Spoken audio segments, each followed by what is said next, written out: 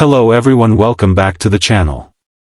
Today we dive into one of the most dramatic and unbelievable events to come out of the ongoing conflict between Ukraine and Russia, an event that many thought was impossible, a massive Russian bridge collapsing after a Ukrainian strike. This wasn't just a moment of destruction, it was a moment that shook military analysts, political leaders, and even ordinary people across the world.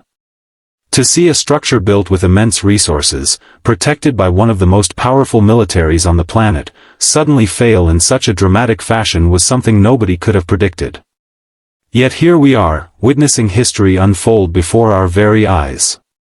Let us begin with the exterior.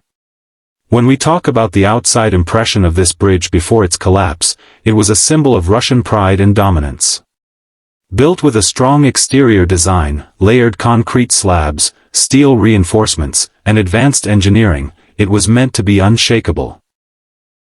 Russia had long touted this bridge as one of its strongest logistical lifelines, capable of carrying endless supplies, military convoys, and fuel lines without fear of weakness. On the outside, it appeared indestructible. The very image of it standing tall across the waters was meant to send a message of power. Russia controls, Russia supplies, and Russia cannot be disrupted. But the image of the exterior after the Ukrainian strike told a very different story. Sections crumbled, heavy steel bent like paper, and the once proud structure lay broken. The collapse wasn't only physical, it was symbolic. What looked so strong from the outside turned out to be far more vulnerable than anyone expected. Moving inside the story, the interior details of how this event came to be are even more fascinating. Ukraine, unlike Russia, doesn't have unlimited resources or endless stockpiles of advanced weaponry. Yet what it does have is determination, creativity, and strategic brilliance. Ukrainian engineers, intelligence officers, and military planners spent months gathering information, analyzing weak points, and crafting a plan. From the interior of Ukraine's planning rooms, what unfolded was a textbook example of asymmetric warfare. They didn't rely on brute force, they relied on intelligence. They studied the construction, identified pressure points, and timed the strike with precision. Inside the Ukrainian effort, it was less about weapons and more about brains.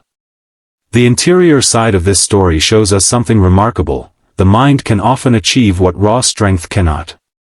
When it comes to performance, the strike itself deserves a closer look. Ukraine's performance in executing this mission was extraordinary. This wasn't just about launching drones or missiles randomly. This was about hitting a target with accuracy so sharp that even global experts were stunned. Imagine the performance of technology guided by intelligence so precise that it could target exactly where the bridge was weakest.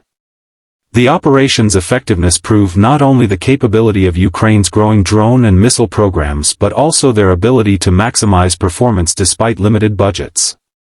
Where Russia invested billions into defense systems, Ukraine invested in innovation. The performance spoke for itself: the bridge went down, supplies were halted, and Russia faced a logistical nightmare. Safety features are also important to highlight here, because unlike reckless destruction, Ukraine's strike showed remarkable care in avoiding unnecessary loss of civilian life. Bridges are dangerous targets, attack at the wrong time, and you risk killing innocent people traveling or working nearby. Yet in this case, Ukraine timed the strike carefully, making sure to minimize casualties. The safety feature of this mission was strategic calculation.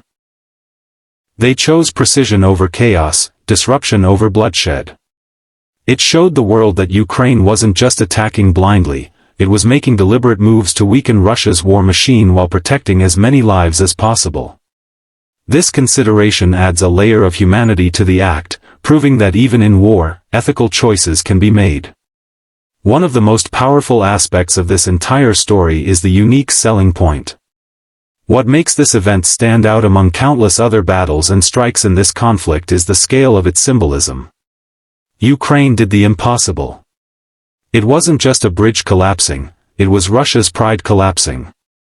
It was years of propaganda about strength and stability suddenly crumbling in a single night. The unique selling point is that this strike was more than an attack, it was a message. A message that size doesn't always win.